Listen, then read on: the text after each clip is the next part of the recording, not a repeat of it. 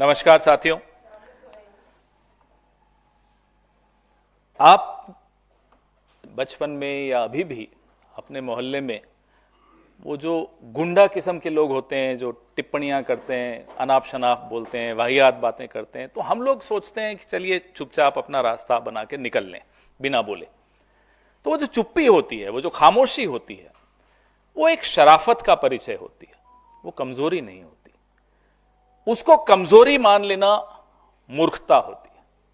और भाजपा ये मूर्खता और भाजपा के समर्थन में आए कुछ छोटे मोटे मीडिया वाले भी उस मूर्खता पे बहुत चलते हैं, वो हमारी वो कमजोरी मान लेते हैं।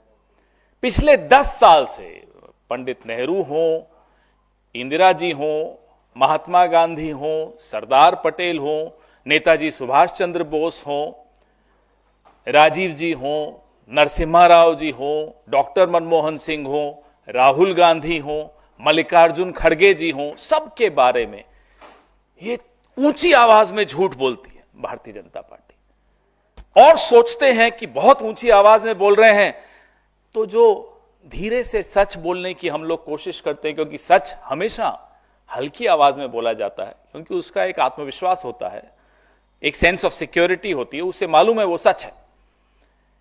इन्हें लगता है कि वो ऊंची आवाज में उस सच को दबा देंगे, और कई बार सफल होते हुए दिखते भी हैं। लेकिन झूठ को 400 से 240 पे धड़ाम से गिरने में समय नहीं लगता। आपने देखा कैसे झूठ गिरा और गिरता रहता है। अभी पिछले एक हफ्ते से एक कहानी चलाई जा रही है कि यूएस एड भारत में नरेंद्र मोदी जी को डिस्टेबलाइज, अस्थिर करने के लिए $21 मिलियन दिया। भाई कहां है आपके डोवल साहब, कहां है आपकी आईबी, कहां है आपकी रॉ? ये तो विश्व गुरु हैं, ये तो यूक्रेन से लेकर और पता नहीं कहां पूरे विश्व में जाकर तिकड़मे लगाते हैं। कभी सुनते हैं विदेशों में कुछ कर दिया कांड, कई कई तिकड़मे लगा रहे होते हैं। तो जब इतनी तिकड़मे आप विदेशों में लगाते हो, आपके देश में $21 मिलियन आया, तो ये तो आपके चेहरे पे तमाचा है। क्यों आने दिया आपने? फिर बोलते नहीं नहीं नहीं नहीं, 2012 में जब यूपीए की सरकार थी तब आया था। तो 14 का रिजल्ट जो आपका पक्ष में आया, क्या आप उस पैसे से जीते? जब हम रोज इनसे हम सवाल पूछते हैं, फिर गोल पोस्ट बदल देते हैं। अब कल एक हमारे कुछ मीडिया के, मैं उनको साथी नहीं कहूंगा, उन्होंने भी एक ग्राफ चलाया। वो है ना, वो हमारा एक पड़ोसी है, नाम हिरेन जोशी है, उसने भेजा। हिरेन जोशी का ग्राफ चल रहा है, ट्वीट पे ट्वीट, ट्वीट पे ट्वीट, कि देखो साहब ये इधर से पैसा इधर गया, इधर गया, उधर गया। अरे साहब, खुद भी कुछ दिमाग लगा लो। सारा दिमाग हिरेन जोशी का ही खर्च करोगे? अपना भी कुछ दिमाग लगा दो। फिर किसी ने दिमाग लगाया, ये उसका नतीजा। ये पैसा बांग्लादेश गया, ये $21 मिलियन यूएस एड का बांग्लादेश के एनजीओस को गया। अब वो क्यों गया, वो बांग्लादेश जाने और यूएस एड जाने।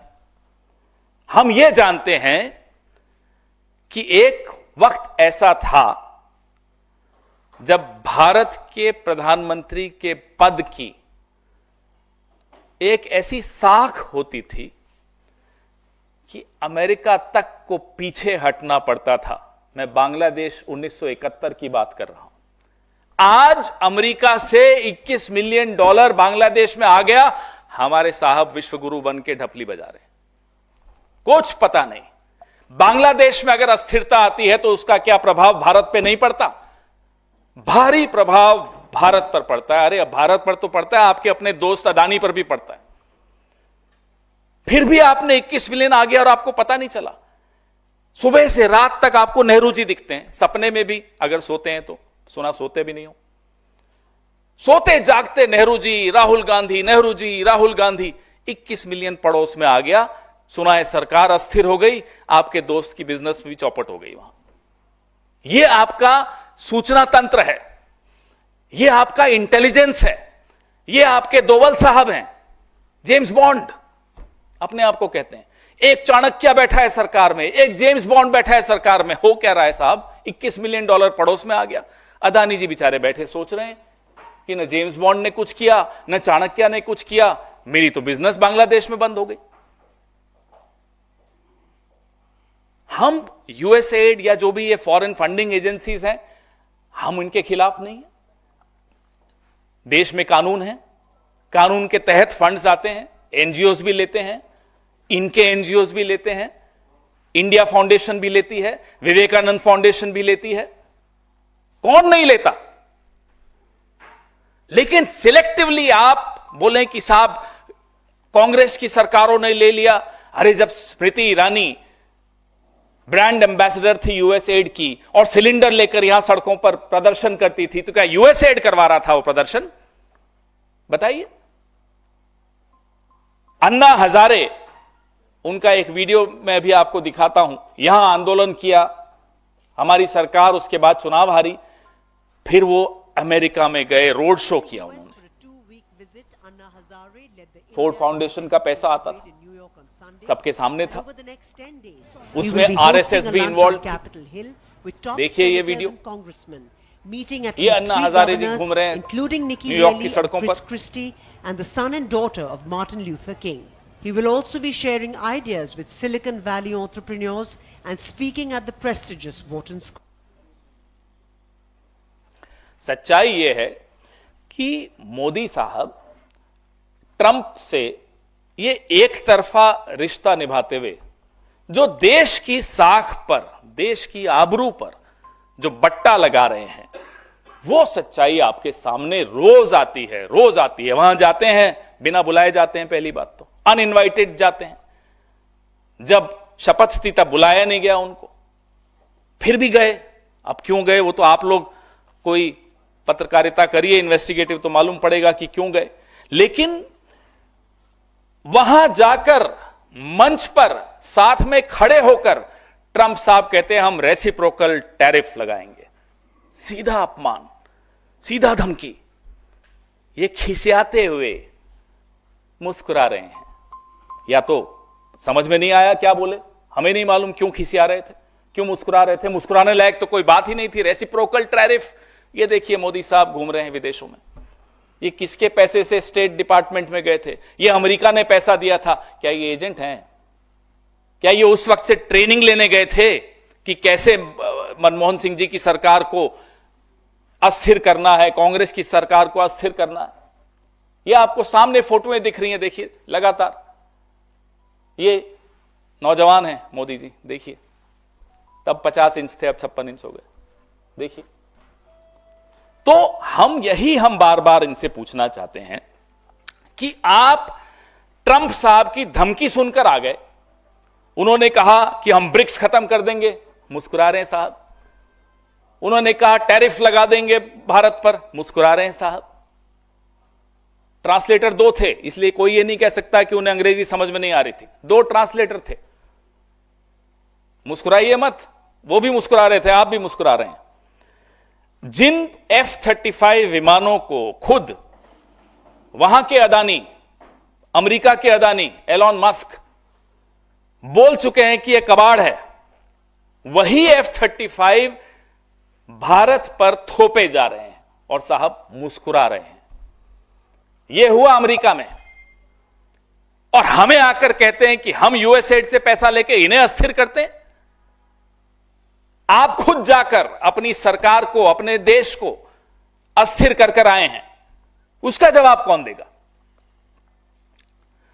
अब हम थोड़ा इतिहास की तरफ भी जाएं, क्योंकि संघ का और जनसंघ का और भारतीय जनता पार्टी का और जनता पार्टी का जो इतिहास रहा है स्वतंत्र भारत में, यह क्या बदल सकते हैं? कितनी एनसीईआरटी किताबें बदल लो, यह इतिहास नहीं बदल सकता। फाइलें सबके पास हैं। इंदिरा जी जब प्रधानमंत्री थी, अमेरिका ने जयप्रकाश जी के लिए 74 में जो तारीफ की थी, पूरे आंदोलन की अमेरिका तारीफ करता था। क्यों? अमेरिका क्यों उस आंदोलन की तारीफ करता था, बताइए? संघ के दो प्रमुख नेता दत्तोपंत ठेंगड़ी और संघ समर्थित सुब्रमण्यम स्वामी अमेरिका में जाके वहां की अखबारों के एडिटर्स से छपवाते थे इंदिरा जी के खिलाफ, वहां जाकर स्टेट डिपार्टमेंट में मीटिंग्स करते थे। क्यों? अमेरिका का क्या मतलब हमारे लोकतंत्र में? अमेरिका बदला लेना चाहता था 1971 में जो इंदिरा जी ने अपमान किया था उनका, जब बांग्लादेश बनाने गए थे। अमेरिका के हाथ में कठपुतली कौन बना वो बदला लेने के लिए? संघ। उससे भी पहले चलिए, जब नेहरू जी के खिलाफ गाय बचाओ वालों का आंदोलन हुआ, उस आंदोलन की फंडिंग अमेरिका कर रहा था। मैं नहीं बोल रहा, अमेरिका का एक जासूस ने खुद लिखा कि हम संघ को पैसे देते थे। संघ आज से नहीं, दशकों से अमेरिका से पैसे ले रहा है भारत की सरकारों को, कांग्रेस की सरकारों को अस्थिर करने के लिए। यह हमारा दावा है और यह दावा हमारा नहीं है, सीआईए के एक एजेंट का है। जब वो सीआईए से निकला, बच के भागा, उसने किताब लिखी, मैं आपको एनेक्सर्स दे रहा हूं, उसमें उसने स्पष्ट लिखा कि कैसे आरएसएस कठपुतली के तौर पे, और उस वक्त आरएसएस प्रमुख कौन थे? गोलवालकर। गोलवालकर प्रमुख थे। आरएसएस गोहत्या विरोधी रैली के लिए एक बड़ी रकम अमेरिका से ली और नेहरू जी की सरकार को न केवल गिराने का षड्यंत्र रचा, उस वक्त जो कांग्रेस के अध्यक्ष थे कामराज, उनकी हत्या की भी साजिश रची आरएसएस ने। यह है आरएसएस का योगदान, यह है आरएसएस की हकीकत, यह है इनका जो तथाकथित एक्सटर्नल इन्फ्लुएंस, विदेशी हस्तक्षेप। ये लोग कठपुतली बनते हैं और हम पर आरोप लगाते हैं। यूएसएड, फोर्ड फाउंडेशन कांग्रेस की यूपीए सरकार के खिलाफ कैसे इस्तेमाल हुआ, यह आप सब ने, क्योंकि आप भी उस वक्त रिपोर्टर थे, आपने देखा।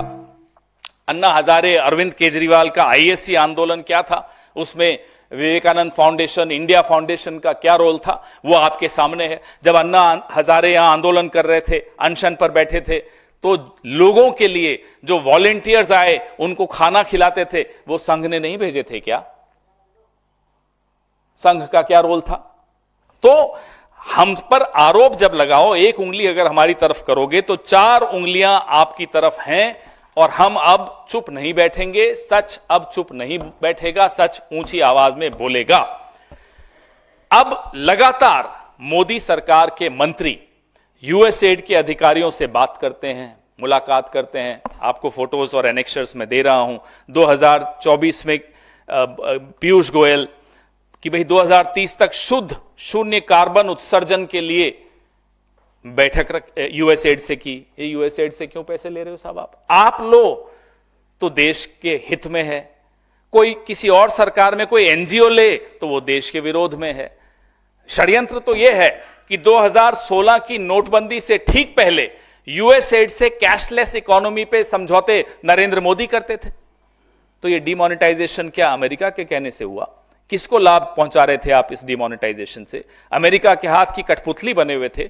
करोड़ों करोड़ों हिंदुस्तानियों की नौकरियां गई, अनऑर्गेनाइज सेक्टर बर्बाद कर दिया, अमेरिका के कहने से किया। हम भी ये जानना चाहते हैं। कोविड में $100 मिलियन नरेंद्र मोदी जी ने यूएसएड से लिया।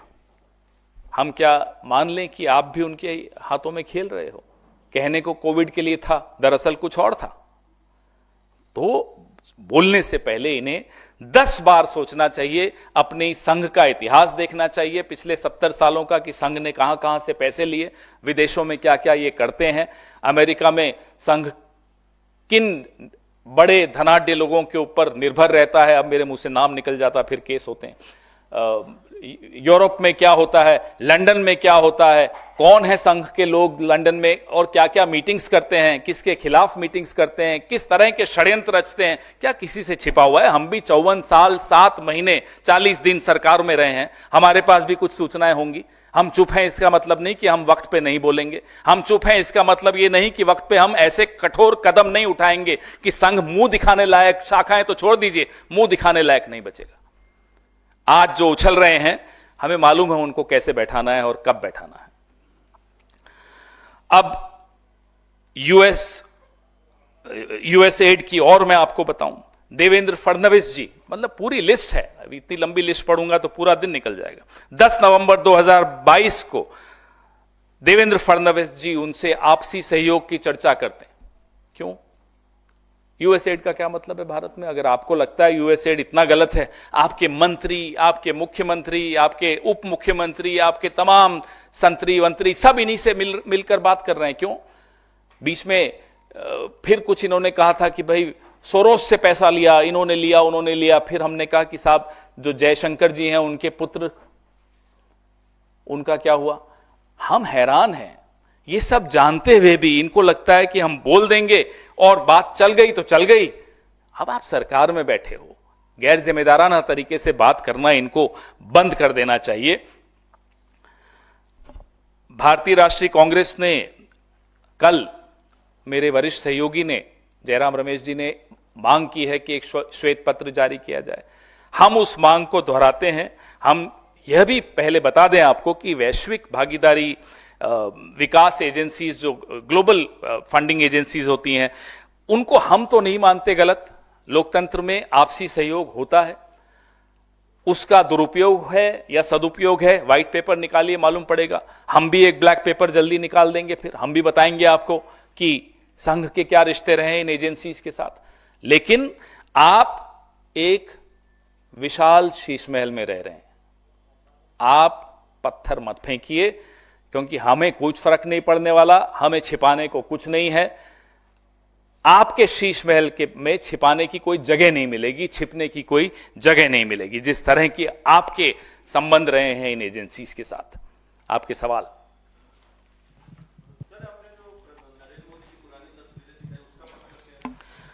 भाई अमेरिका के मेहमान बन के गए, स्टेट डिपार्टमेंट के मेहमान बन के गए, किसी अमेरिकन फंडिंग एजेंसी ने स्पॉन्सर किया, प्रायोजित किया उनका ये ट्रिप, उनकी ये यात्रा। तो ये क्या था? तब तो नरेंद्र मोदी जी को भारतीय जनता पार्टी में भी ज्यादा लोग नहीं जानते थे, देश तो छोड़ दीजिए। ये क्या हो रहा था? क्यों उनको वहां ले जाया गया? क्यों वो स्टेट डिपार्टमेंट में क्यों जाकर मिल रहे थे लोगों से? हम भी सवाल पूछ रहे हैं, जवाब दें मोदी जी भी, अब जवाब दें। अब तो वक्त आ गया है ना, वो 400 से झूठ गिरा 240 पर, तो अब तो सवालों के जवाब इन्हें भी देने पड़ेंगे। और मैं बधाई देता हूं इस तरह की पत्रकारिता को भी कि जिसने एक रात में सच निकाला। Amit Malviya has dubbed the Indian Express story as wrong, saying that this fund was meant for voter turnout in India and not for Bangladesh. अब आपने ऐसे आदमी का नाम ले लिया, वो क्या है? जेम्स बॉन्ड का नंबर 2 है क्या? जूनियर जेम्स बॉन्ड है, अपने आप को समझता है। कैसी बात कर रहे हैं आप? बताएं ना, तो फिर इसका जवाब दे कैसे आया? 2012 में कहते हैं आया था, तो 2012 में तो हमारी सरकार 14 में चली गई, तो क्या आपको लाभ पहुंचा के गया वो फंड? जब अमेरिका गौतम अदानी का नाम लेता है, कहते हैं झूठ बोल रहा है अमेरिका। जब अमेरिका कहता है, और जब अमेरिका वाकई झूठ बोल रहा होता है कि साहब हमने इंडिया में पैसा भेजा, अब वो झूठ बोला या जाल बिछाया ट्रंप ने, हमें नहीं मालूम। वो ट्रंप और मोदी जी दोस्ती बनी रहे, उनके बीच की बात है। लेकिन तब आपको लगता है कि नहीं, अमेरिका से सच्चा कोई नहीं हो सकता। ये अमेरिका की धुन पे क्यों ये जो जिनका आपने नाम लिया, ये पूरी भारतीय जनता पार्टी, 1/4 मीडिया, ये उन्हीं की धुन पे क्यों नाचते हैं? हमें ये बताइए। तो फिर हमारे आरोप का जवाब दीजिए। क्या गौ हत्या विरोधी आंदोलन की रैली और कामराज जी की हत्या के प्लान को अमेरिका ने संघ के मार्फत फंड करके कोशिश नहीं की थी अमली जामा पहनाने की? क्या दत्तोपंत ठेंगड़ी, सुब्रमण्यम स्वामी अमेरिका के आसपास घूम घूमकर भारत की सरकार को अस्थिर करने की कोशिश नहीं करते थे? क्या फोर्ड फाउंडेशन 2012-13 में यूपीए सरकार को अस्थिर करने के लिए इन सबको और इनके टीम बी को पैसा नहीं दिया था? लगातार हमारे भी सवाल हैं, जवाब दें।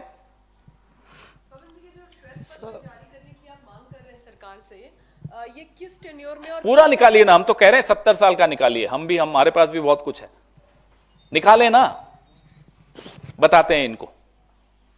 Sir, of the allegations that you've made, one of these allegations, you also said that money was for foreign agencies sent money during the COVID period. And where did the Modi government use it? Do you have any data on whether the funds were misused or used and where they were used? If it's not even the PM Care Fund, PM doesn't care, but PM Care Fund is not even in the ambit of RTI. You ask them a question, they'll stonewall. They will not respond to your questions. We don't know where those funds have gone. We don't know where those funds came from. We don't know how many Chinese and so-called blacklisted Chinese companies funded the PM Care Fund. We have been asking those questions. पवन जी, आपने कहा कि विदेश की जो ऐसी एजेंसियां हैं उनके साथ तालमेल से आप लोगों को कोई परेशानी नहीं है, ये आपने कहा है।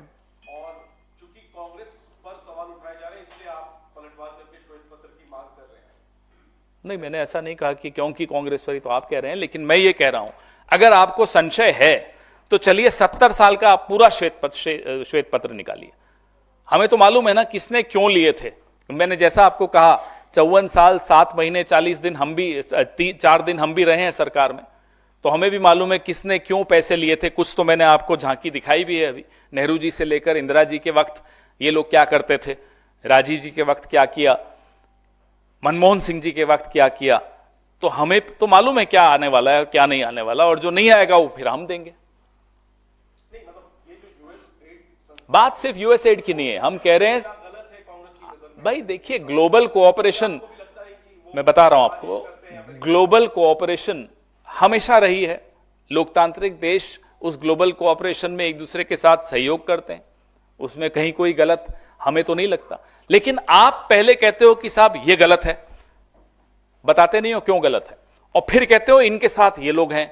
जब आपकी अपनी पोल खुलती है तो चुप बैठ जाते हो। हम तो बोल रहे हैं श्वेत पत्र निकालिए, ना केवल यूएसएड पे, सारी तमाम ऐसी एजेंसीज पे निकालिए, चलिए देखते हैं।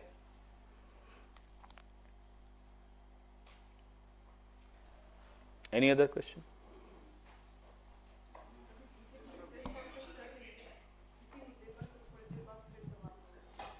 अब मैं पूरे दिन थोड़ी बैठा रहूंगा।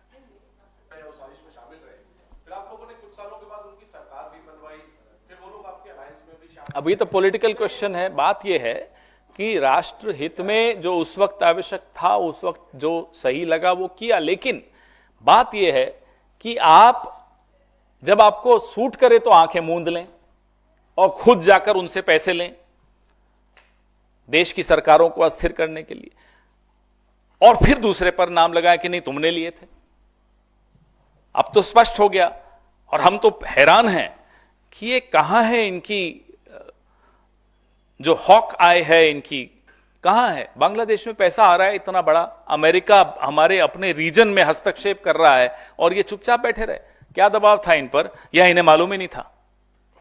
सर पहले इसके साथ वाले, ये डोनाल्ड ट्रंप का ये दावा 21 मिलियन वाला कि प्रधानमंत्री मोदी को हराने के लिए बाइडेन एडमिनिस्ट्रेशन लगा हुआ था, दूसरे को जिताना चाह रहा था, इसे कांग्रेस पार्टी कैसे ले रही है? हालांकि 21 मिलियन से ही जुड़ा हुआ है, लेकिन ये जो दावा दिखा देना, इन्होंने तो सबूत दिया है कि कोई 21 मिलियन कहां गया, उसमें से 13 मिलियन गए खर्च हुआ है, बाकी कहां है, सब कुछ है इसमें विथ डिटेल्स हैं। जवाब दें। और 2012 3 दिन पहले का था, 2012 में एसवाई कुरैशी साहब जब सीईसी थे तब ये इस तरह का एक करारनामा हुआ था। तो 2012 में मान लो ये करारनामा हुआ, और मान लेते हैं 2012 में ये पैसा आया, तो लाभ किसको हुआ? 2014 में रूलिंग पार्टी को हुआ क्या? नहीं हुआ ना, हम तो हारे। तो क्या 2014 का चुनाव नरेंद्र मोदी जी अमेरिकन फंडिंग से जीते हैं? Sir, on that only, that count, what the BJP is saying is that when they came on an agreement in 2012 in a memorandum, this was an organization that was linked to George Soros. And they started their work in 2014 under various schemes which intervened in the electoral process of India. So that's the allegation that the IFES published a white paper on the role of Dalits in Indian elections. The keyword used bear a striking resemblance to Rahul Gandhi's I know, I saw the chart recent yesterday. recitation. So, I saw the chart yesterday. Right. Rahul ji talks about a caste census, talking about OBCs. right. But here, look at the way they are misleading again. दलित शब्द आ गया, दलित का नाम किसी ने ले लिया, अरे राहुल जी भी दलित कहते हैं। अरे तो राहुल जी तो दलितों के लिए, ओबीसी के लिए कह ही रहे हैं, उसमें क्या है? कमाल की बात है। अब अगर हम कहें कि हमें लोकतंत्र बचाना है और अमेरिका में भी कोई कह रहा है कि भाई लोकतंत्र बचाना है, तो देखो राहुल जी भी लोकतंत्र बचाने की बात कर रहे हैं, अमेरिका में भी लोकतंत्र बचाने की, देखो देखो मिले हुए हैं। ये क्या मतलब मजाक बना रखा है इन्होंने? इतना बचकाने तरीके से ये एक नैरेटिव बनाने की कोशिश करते हैं और इन्हें यह लगता है कि पूरा देश उसी बचकाने तरीके से उस नैरेटिव को ग्रहण कर लेगा और एक बड़ी चतुराई से कोशिश करते हैं ये कि कुछ शब्द हमारे जहन में डाल दें। टुकड़े टुकड़े गैंग उनमें से एक है, अब ये है एक्सटर्नल इन्फ्लुएंस, फॉरेन इंटरफेरेंस, ये दूसरा है। इस तरह से तो हम तो कह रहे हैं आइए डिबेट करते हैं, लाइए आप भी श्वेत पत्र लाइए, हमारे पास तो बहुत सूचनाएं हैं।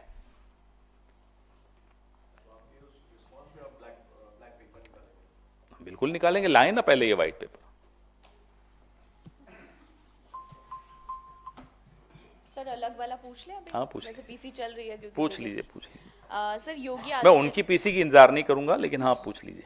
सर योगी आदित्यनाथ ने अपने जो अधिकारी हैं उनको ये निर्देश दिया है कि सभी जो धार्मिक स्थल हैं उनकी लाउड स्पीकर, उनके परिसर से ज्यादा लाउड स्पीकर की आवाज जो है वो बाहर नहीं जानी चाहिए, और ऐसा होता है तो नोटिस जारी किया जाए। नियम है, हर सबके लिए एक नियम है, वो किसी धर्म में और मजहब में कोई भेद नहीं करता। नियम बने हुए हैं, हर राज्य सरकार के पास वो नियम है, नियमानुसार सबको चलना चाहिए।